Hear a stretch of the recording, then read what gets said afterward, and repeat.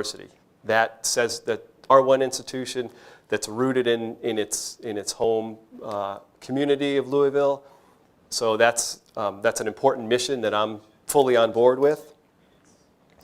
And when I think about being an engaged university, I think about the engaging in the knowledge creation and knowledge dissemination business.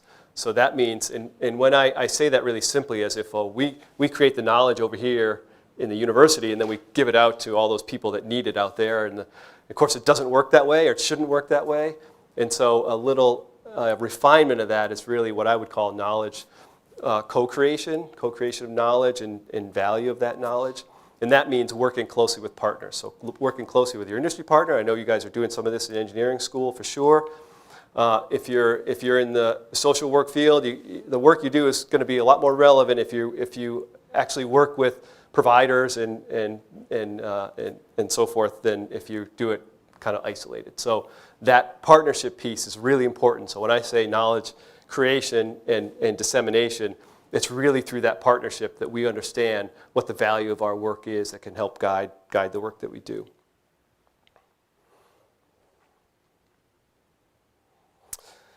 Okay, so I'm going to talk about, so those are the kind of the three things I wanted to hit up front. You know, what my background is, why University of Louisville is a good fit for me. What are the opportunities? So these are things I'm going to say from the outset. I believe deeply in the co-creation of knowledge and understanding and strategy. So I've got perceptions of University of Louisville, but decidedly from an outside perspective. Right? I did my homework, I read the strategic plan, I read the diversity plan, I looked at all your numbers that are reported to NSF, right? I did as much kind of homework as I could to understand something about University of Louisville, but it's really from the outside. And so I'm going to provide these ideas, recognizing that this is really the beginning of a dialogue, that I'm not the kind of person that's going to be like, this is where we're going, like this ship's leaving, already left the port and we're going to go this way. Right, that's not a recipe for success at all, that if it doesn't involve everybody being on board, faculty, deans, provost, chairs, and so forth, it's not going to go anywhere. You might go fast, but you're not going to go far, as they say. Okay, so 4 kind of opportunities. So the first one is to build an entrepreneurial innovation office. I think that there's opportunity to doing that. I'm going to give you 3 kind of components of that I think are really important. So number 1, you have to be in the startup creation game if you're going to be in the innovation space. That is, nobody's signing exclusive licenses anymore for IP. Like what they're doing is they're waiting until a company gets created that has demonstrated value in the marketplace and acquiring that company. Instead of paying $100,000 for IP up front, they're going to wait till the company gets developed and pay $5 million for the company later on down the road. So if we don't have the ability to start up companies effectively, then we're going to be missing out on that entire piece of the pie. Okay, so need that startup creation capacity. Second thing is that innovation and entrepreneurship needs to be for all of University of Louisville. That innovation and IP protection and so forth grew up in the life sciences and serves the life sciences well. It didn't grow up in all the other disciplines that exist at a university, but there's so much value in all those other disciplines. So the way I think about innovation and entrepreneurship is getting the ideas that are inside the university out of the university and doing that in the most effective way possible. It doesn't always mean maximizing revenue from IP. It means something different. So we our last spin out was a nonprofit. Right? And we had another nonprofit spin out. And we lose money on that. Like, that's not the maximizing revenue approach, but it's the maximizing the social good approach. And so that's a conversation between the faculty member or the inventors that the campus has and the innovation office for what is the vision around this. So in this case, we could have made a few more bucks on our Prevention Innovation Research Center and their spin out called Soteria Solutions. But instead of making a few more bucks, we're impacting tens of thousands of people in the armed forces, in academia, right, all in the federal government around sexual assault prevention. Right? Much more important, much better story to tell about the impact, and much more important from a social perspective. much higher value. UNH has a smaller research profile than Louisville by a little bit, about 146 million last year, 2018. But we don't have a medical school, so that all happens in sciences and engineering and life sciences. But we were top 5 in licensing for like top 10 for the last 5 years or something like that. Why is tiny little New Hampshire top 5 in licensing? All right, so and the main reason is that we include a focus on licensing of creative works. It's not just intellectual property that's going to pay off in some other way. We license creative works, trademarks, copyrights, and things like that. There's a lot of important material, a lot of important knowledge that happens in a university in the rest of the university that's not health sciences and engineering. That's why we're top 5. And now lastly, I'll just say that tech transfer, is a university decision. How do we want to think about this? How do we want to treat this? I was in Singapore last year studying how they do their tech transfer work, and Nanyang Technological University, which is a powerhouse, I think about $1 billion research a year, something like that, they give away all their IP. And they generate a lot of it. They work really closely with industry. And we were like, what do you mean you give away your IP? They said, that's the business's. I mean, it's a different cultural context, but they said that's the business's job. It's their job to take these ideas that we think have value and make a really successful business out of them. That's business's job. I'm not suggesting that that's the right thing for Louisville, but I'm saying that there's a choice. There's a continuum along the kind of maximizing value to giving away the IP, and what you think about the role of the university is in that. So it's not a given, and that's a dialogue that we as a university have to have, and it should be a dialogue that happens with a faculty member about their vision for their inventions and what they want to achieve out of that. So it's really about maximizing the social value of that. And then the last thing I'll say is just business engagement is the third part of that office. We need really strong partnerships with business and industry. That's a critical element to I think driving entrepreneurship at the university by faculty recognizing the value that their ideas have to industry, right? Eventually driving industry-sponsored research. So those partnerships with industry are critically important. I've got a tremendous amount of experience in doing that in New Hampshire in different ways. We really have a different dialogue in the state now than we did just 5 years ago about the value of a research university within the state of New Hampshire, which really wasn't appreciated before. And that really comes through the voices of the businesses that we engage with who say, we need that university. We need the workforce, we need the talent, we need the expertise of the faculty, we need their facilities. So that's been really a game changer in New Hampshire. Okay, the second opportunity is the commitment to diversity that the university has and that the research office needs to have in order to go hand in hand with that. Research office is a place to play in that, a really important role to play in that. And if we want to achieve this vision of being a premier metropolitan research university, we have to do this. And I would say to serve our students, we have to do it. To serve our democracy and our global environment, we have to do this. So what's the role of the research office in this? How can the research office include a commitment to inclusive excellence? So I have a couple ideas. So number one, you have a lot of work around these really high value experiences for undergraduates. And I think that the living learning communities and so forth, which are shown to be really effective, research experiences also are really effective for those undergraduates. And you have a goal of increasing those from 125 to 250 or something like that. And I think it should be you should add about another 0 after those two. At UNH, we have a undergraduate research conference every year that has about 1,400 students. And out of our student population of 12,000 undergraduates. So Louisville should be a lot higher than 250. And we also have to think about scholarship broadly. It's right, research and scholarship. So at our conference, the engineering students, for example, present their designs. That's creative work. That's original work. It can be celebrated as scholarship from those students. And in liberal arts, it might be poetry. It might be anything else, right? That's scholarship. Actually, your chief of staff, Michael Wade Smith, said in his 2010 KU inauguration speech, scholarship is everything that happens at the university. And we need to recognize scholarship in all of its different forms. It doesn't have to have a pipette in order to be research, right? It can be more broad than that. So undergrads can be much more involved in research, and it works really well at New Hampshire, and it's part of our culture there.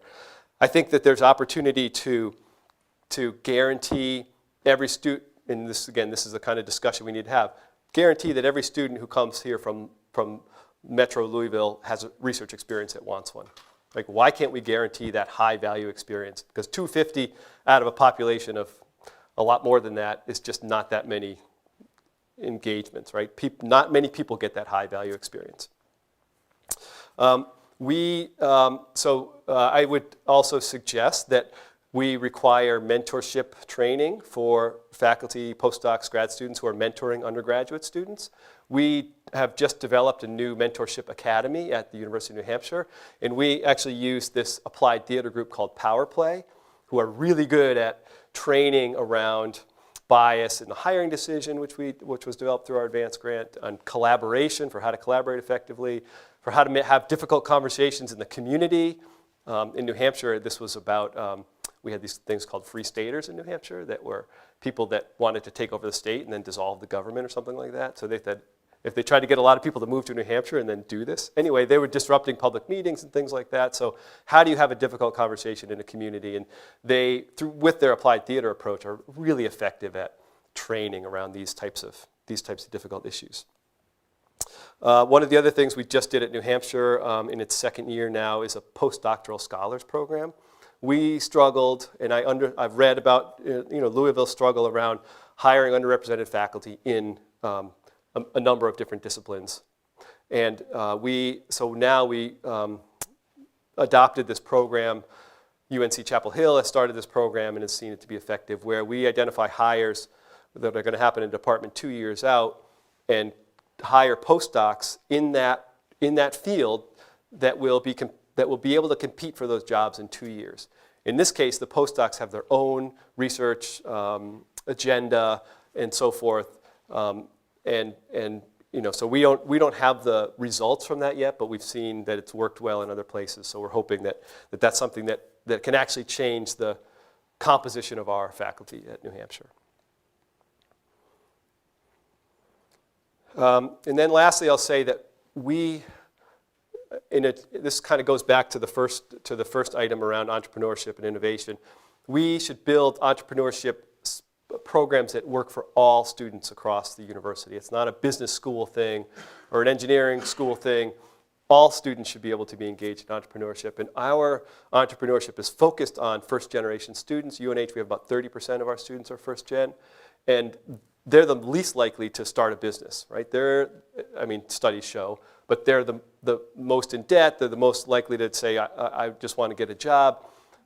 So we were trying to move the needle on entrepreneurship activities, entrepreneurial activities in first-gen students. And I think there's an opportunity for doing that. At Louisville, I read your statistics about African-American students and about students that come from poverty or within a certain level of the poverty level in Kentucky or in the surrounding counties. So again, those are probably populations less likely to think about starting their own business out of college. So I think there's an opportunity to engage them purposefully. And it's also a really great way, really easy kind of to fundraise around this idea that we found at New Hampshire. And in fact, one of the incentives to come to entrepreneurship programming is that a donor pays off the student. It's a passport program, and students go to different things. They stamp their passport, and the person with the most stamps essentially gets their student loans paid off up to $34,000 or something like that. So it's really high incentive for engagement in this program, something that's really meaningful, particularly for those students that have debt associated with college. In New Hampshire, we have a lot of that, unfortunately. The third opportunity is to grow research. Research has been flat for the last decade. You all know this. You've lost ground with some federal agencies. Health science has been flat for the last decade. So why is that, and what can we do about that? So number one is that the office really needs a strong research development program. And I would say what we did at New Hampshire a couple years ago is to start a large center development program. So I would think about it both research development, but also large center development to really be able to move the needle. So first of all, we have to think about faculty across their life cycle. We have to think about the faculty before they step foot on campus, when they're interviewing, and we have to think about faculty that are at different stages of their career. There's one idea for a way to move the needle on is to think about who the future stars. So Kevin Walsh sitting here in the audience, he's one of the stars that you guys have at Louisville right now. So who's next? Who comes after him? And so we need to be thinking about grooming 5 more people in these spaces that we think are going to be successful in the next 5 years, 5 to 10 years, something like that. So how do we mentor those individuals that have the track record, that show promise, that have the drive, right?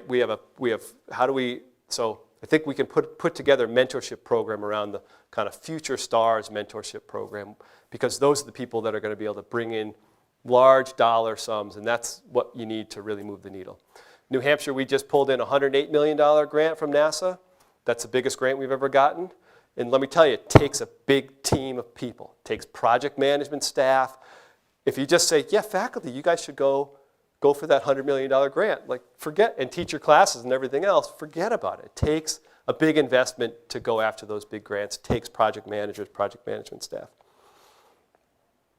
I don't know what happens here in terms of engagement in DC, but it's really important that we engage with congressional offices. We do this in New Hampshire.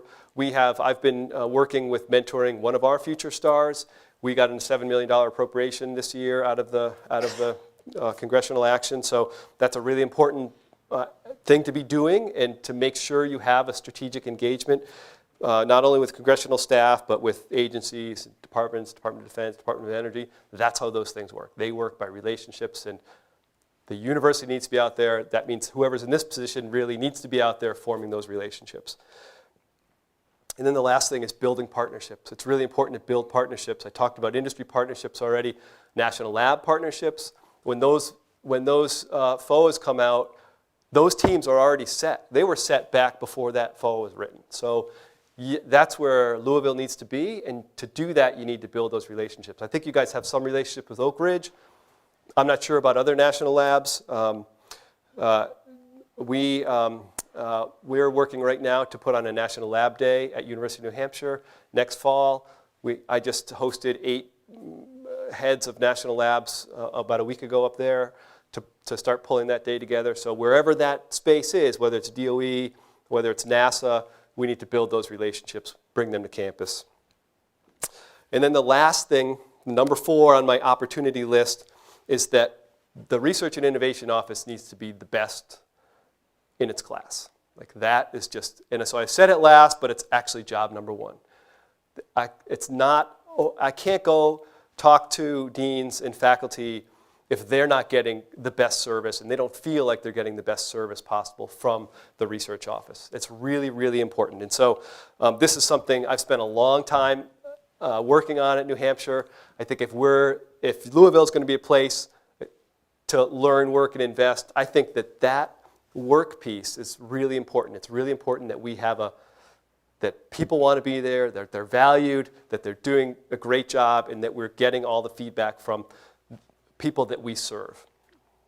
I have a servant leadership model through and through, and so for me, it's about service to faculty. If we're not graduating skilled, educated students out of this university, everybody's responsible for that. We all need to get on that and serve that need. So I'll give you an example. I told you I'm all about transparency. So one of my favorite authors is Donna Meadows. She was a professor at Dartmouth. She does systems engineering kind of work, systems modeling. So developing these complicated models about how they think the world works. And you have to always be humble enough to say, well, maybe the world doesn't work that way, or maybe somebody else has a different perspective on that. So that's how I like to operate the units that report to me. So we always open them up to the open air, as Donna Meadows would say, and let the sunlight shine in on what it is we're doing. So if we think this is how we're going to move the needle on research development, we're going to do this and this and this, we're going to put these people in place, we should get some other perspectives on that. So the way I would run this is to have it be completely open and have it be reviewed regularly. And we do this as part of the course of business. We review all the different parts of the units on a regular basis. Not when there's a problem or we perceive to be a problem, because then it's really a punitive thing. We just do it regularly. So we just had an NCURA review for compliance we had a bunch of people from around the country. A few people came in to review our compliance functions. We didn't have any problems with compliance. We did a lot of things great. They all got a huge pat on the back for a lot of things, and they got some ideas for how they could streamline some things also. So how do we know we're going to be best in class? Because we're going to invite everybody in to give us their perspectives about how we could do things better, and we're going to have that open, kind of transparent process. The last thing I'll mention about that is one of the projects we kicked off a few years ago, we called the customer journey. So this was the customer's a faculty member, and we thought about what are all the ways the research office touches faculty throughout their life cycle. And then we engaged faculty in a bunch of focus groups, a bunch of focus groups to get direct feedback about those different parts of the life cycle and think about how we could do things differently. And one of the things, and so we made some changes through that process. For example, we now make sure that we get faculty candidates who are coming through campus on the schedule of our Research Computing Center and Instrumentation Center when they have computing or instrumentation types of needs. And that we've found that's been really powerful for helping to sell faculty on coming to UNH. They have all these great services that are going to be offered to them. So it's really changed things substantially. That's just one example from like the earliest stage of before faculty are even hired, which when I first thought about it, I was like, do we really have a role in there? Turns out, yeah, we do have a role in that part. Okay, so those are the 4 kind of opportunities. I'm happy to take any questions that you guys have here or you folks in the universe have on the camera there. Thank you, Dr. Gardner. If you have questions in the audience, if you could move to the microphone over here to my left. And if you have questions online, if you will text them in the chat box, I'll repeat them to Dr. Gardner.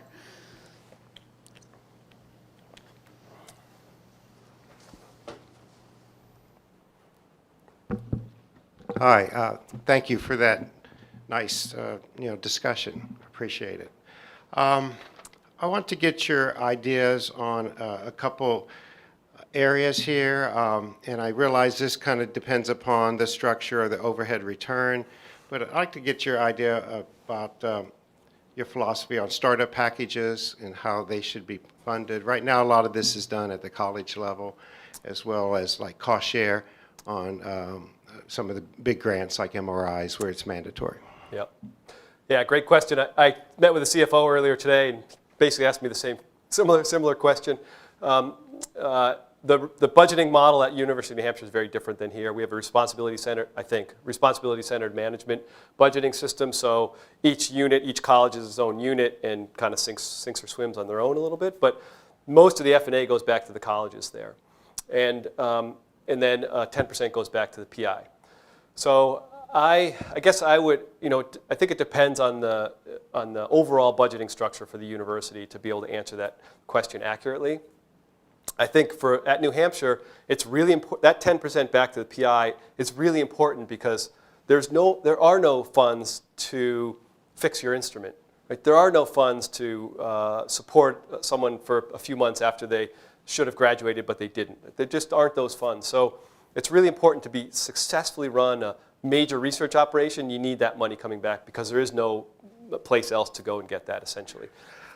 With respect to startups, most of that happens in the colleges at New Hampshire. VPR's office will kick in sometimes, but what we've really done effectively is shifted the culture to shared instrumentation, shared compute facilities. And so when we invest in startup packages, we normally invest in the shared resource. And then that faculty member gets hours on the SEM or some number of CPUs and things like that to charge against. So that's a way that's enabled us to take, we have really scarce resources at New Hampshire, and we need to make those go as far as possible. And having that centralized infrastructure has been really important. And we've seen a change, and I don't know if this is the people that we're attracting, but it was always the case in the past that each faculty wanted this type of instrument in their own lab. And finally, and then it's not until you're 5 years in and your service contract has lapsed and the thing's broken and you don't have money to keep your staff member hired who has to keep your machine up all the time that you're thinking, boy, this is not what I envisioned it would be. So we have seen a pretty big shift in people moving to appreciating those core facilities and trying to get instruments moved into that core. Right? They let them maintain it. I'll pay the per service per hour or whatever it is charge for that. So that is one way that has been effective for us in kind of around that core facilities. But that issue of instrumentation, making sure you've got top-notch instrumentation is a real significant issue. And there should be enough central resources at the university to match. I mean, you have to match those MRIs. I mean, you can't not go after the MRIs. You have to have that top-notch instrumentation, or your faculty they're going to be going somewhere else if that happens. So you got to figure that out. Penn State has it figured out. I was there a while ago. You want to see some investment in core facilities? It's really impressive. So it's a critical thing. Thank you. I do have a question from online. Ed Tackett asks, what do you see the largest barriers to developing an innovative ecosystem at the University of Louisville?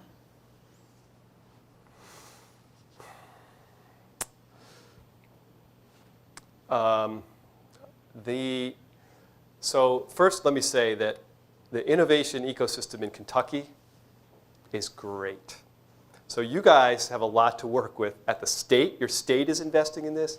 University of Kentucky, since I spoke to the director of their tech transfer operations about this position, is all on board in partnering. University of Louisville's on a bunch of grants that they've headed up. So there's a lot of opportunity in the state. There's a lot in the state. And so it's hard for me to say, what is it about Louisville, except to say that culture is hard to change. And I think, and this is true at New Hampshire also, the culture of entrepreneurship, the culture of innovation, the culture of thinking about the value of your ideas in the broader world is a hard thing to change. One approach I've been working on, I can't say, well, this will hit the ball out of the park if you do this, but is to build those relationships between industry and university, or whatever community partners. Because then I think faculty can recognize the value of their work and the value of their ideas from the perspective of the industry. And I would say that we shouldn't think about, I meant to preface this before by saying that big companies are going to top maybe five or 10 partners globally, that they're not going to work with lots of people. And so Louisville has to think about who are our big partners. But a more important question is, for whom are we the best partner? What companies are we the best partner for, where they hire our workforce, where they engage with us on research? So I think through engagement with business, industry, with community, with state services, with all those types of outside entities, we can understand the value of the ideas that we have and promote a more entrepreneurial spirit. We also celebrate entrepreneurship and innovation. I know you guys had your first celebration of that. I think it was your first celebration of that recently, celebrating those individuals for the work that they've done. I think that's really important. I mean, I think at New Hampshire, we didn't celebrate research enough until we actually have a laundry list of teaching awards about as long as my arm, and one research award. That's what we had at New Hampshire. And we started celebrating research much more broadly, research, scholarship, and creative activity much more broadly. So I think celebration, speaking about it, like valuing it, expressing that value, and celebrating it is important. I'll also say when I was in Singapore, NTU, we asked the question, sometimes people are really all about fundamental research, which is fine, and not so much about maybe more applied work or translational work or work that has more ready value in society. And we asked their perspective at NTU about, well, what if a person does a startup, or what if they're engaged with a company or get funded by a company? And their response was, if they engage with a company, if they're really truly engaged with a company in some fashion, guaranteed tenure. Like, they're going to get tenure. So that's a different culture. Like, that's a very different culture. But Thank you. I was just at the APLU conference. I was just telling this to Beth, I think, this morning. And Freeman Hrabowski is president of UMBC. He's a great president, really inspirational. Just said, Trumper. He said, culture eats strategy for breakfast, or something like that. So you really have to think about the culture of a place and why it is that, what is it about entrepreneurship or innovation that maybe could be better than it is now, and how do we then respect that and move from that place. Armand? Hi. Hey, Armand Perry, School of Social Work. Thanks for coming to visit with us. My question has to do with these ideas around culture and valuing research that you alluded to. One of the things that many of the folks who apply for this position have told us is that they have really, really good ideas for, again, as you mentioned, core facilities and laboratories and something called tech transfer and so on, whatever that stuff is. Seems really, really interesting. For folks like myself in the social and behavioral sciences, many of us are curious to know what thoughts and ideas do you have about moving the needle in regard to the work that we do? And in answering that, I'd like for you to keep in mind that when we've asked this question before, oftentimes what we've gotten is tantamount to, well, what we'll do is we'll invite you to the engineering or the health sciences party. Yeah. And when you talk about changing the culture and value, those things don't signal, to me anyway, a changing of culture or valuing independently the research that folks in the human and social sciences do. Yeah. Yeah, that's a great question. Thanks for that. I will say that actually earlier, I think you weren't here yet, but I was talking about my experience in a transdisciplinary research background. But that also doesn't get to your question, because that was kind of the ways in which humanists and others can contribute to this larger kind of project. But I think it's really important to state and to recognize that all forms of scholarship and creative activity have value, and it's not just the ways that a humanist contributes to healthcare or something like that has value. So I think it's really important to state that and to recognize that. I think moving the needle, I'm not sure exactly what you mean by that. Do you mean in terms of funding levels, or do you mean in terms of scholarship levels, or do you have something in mind about? Sure. I'm thinking about the culture change that values that type of research in a tangible way. Yeah. So absolutely. So I think that the role, coming from social work, I think that there's. Let me tell you about something we've done at the University of New Hampshire. A couple things. So one is that all forms of research need to be celebrated, and we put together a celebration of research that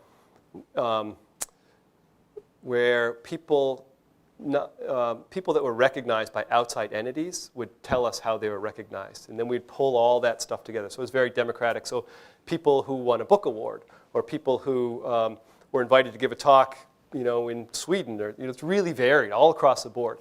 And it's amazing. It's amazing how much there is, and it's also amazing that people feel like they don't get recognized for that work. And so we pulled together a celebration of that work, and we do that on an annual basis now. So I think that those types of things are important. The other thing that we've done is, I'll tell you two other things. One is engage purposefully with state agencies. We haven't always had the best relationship with our state, but we engage with the state in all these different ways that we don't even know about as a university. I mean, we really don't know. We don't know how we engage with Department of Health and Human Services, with Department of Environmental Services, Transportation, so forth, all those state agencies.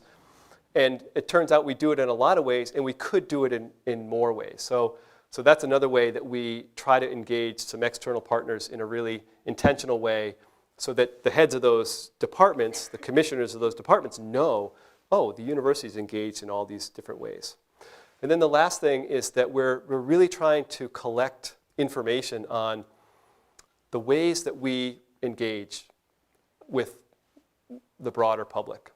So art exhibits, performances, all those types of things, readings, poetry slams, I don't even know. Anything that people are doing like that, we want to know about. It's just hard to get that information together. But I think it's really important to tell our story.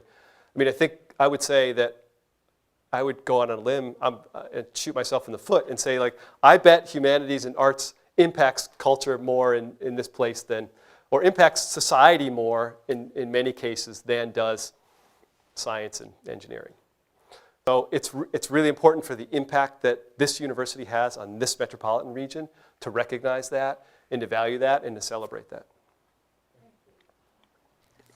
I have a question while you're going to the microphone. I have a question from Dr. Bill Pierce online. Could you address the largest challenges to maintaining R1 status? That's a great question. I mean, there's two components. I actually have the whole breakdown, and I forgot where you're not that far down. Compared to New Hampshire, you guys are in a much better place. So New Hampshire is the skin of our teeth, and we're by the skin of our teeth because of our doctoral research production. So our research intensity would put us way up the rankings, so kind of research per tenure-track faculty member.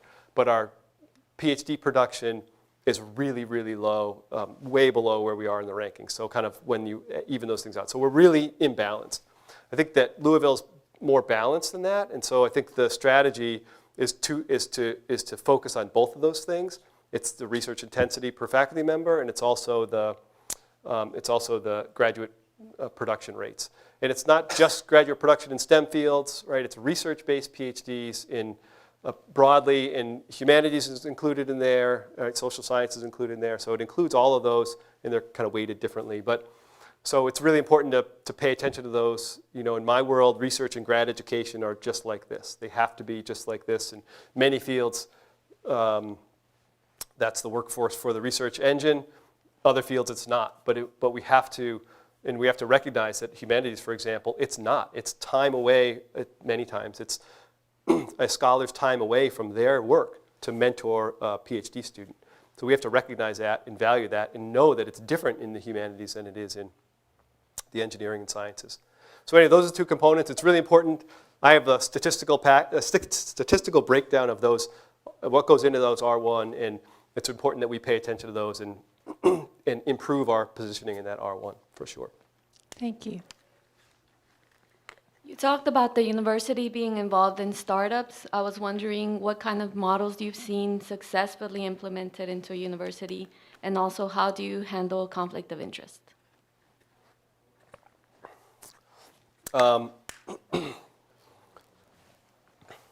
So there are, so I would say at New Hampshire, we don't have, I think for a model, I would look at Kentucky. I would look at I don't know if it's been proved out, but they put a team together now where it's really a team devoted to the startup creation. In fact, last week they had founder hunt in your town at Churchill Downs, I think. So there was a pitch for CEOs and founders and things like that. So it's there it was health tech focused, bringing their ideas forward. So, you know, what it takes is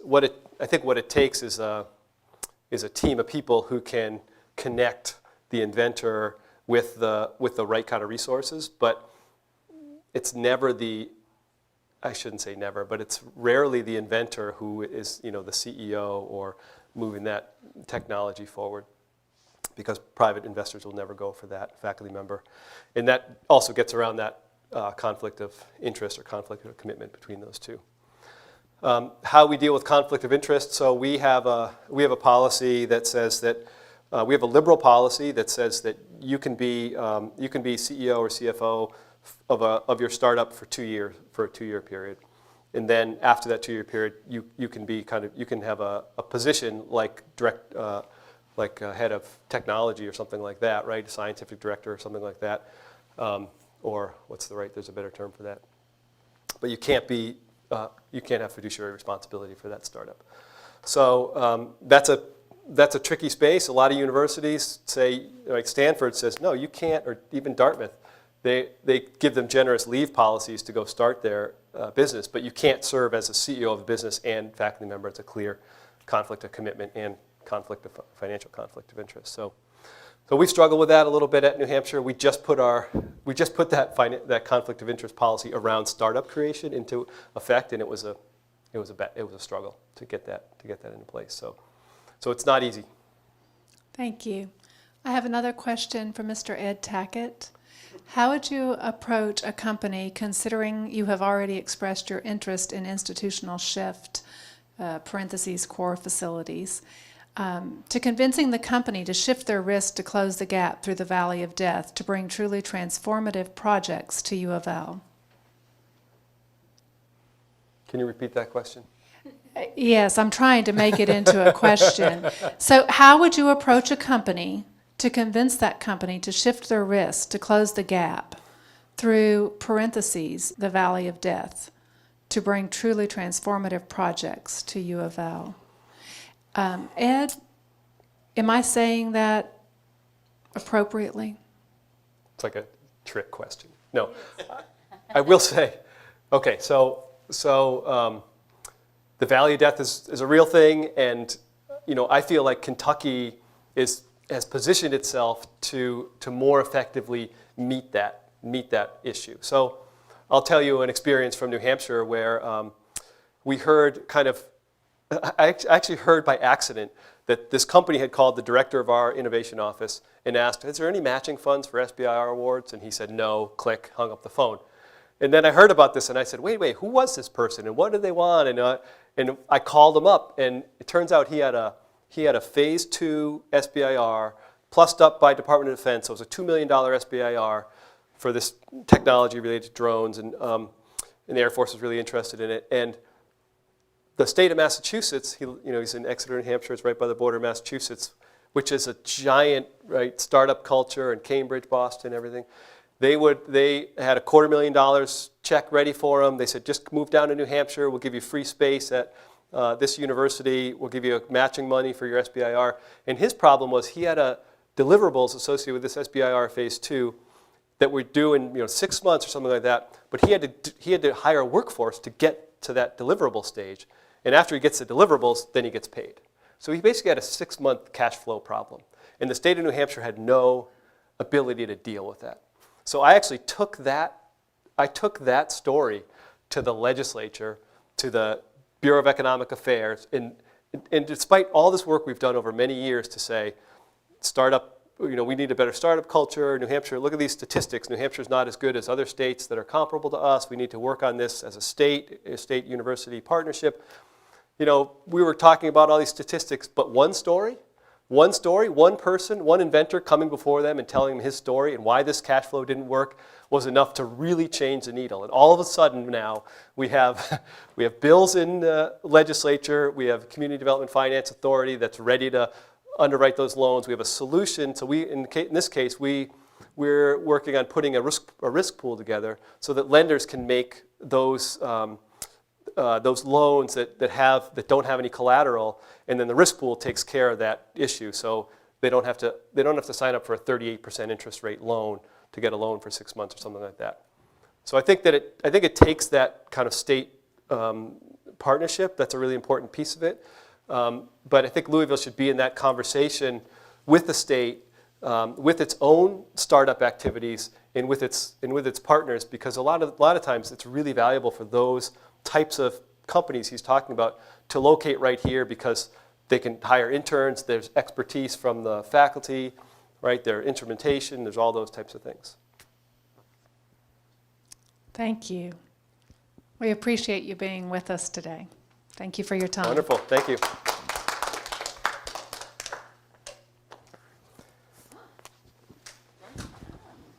Is it?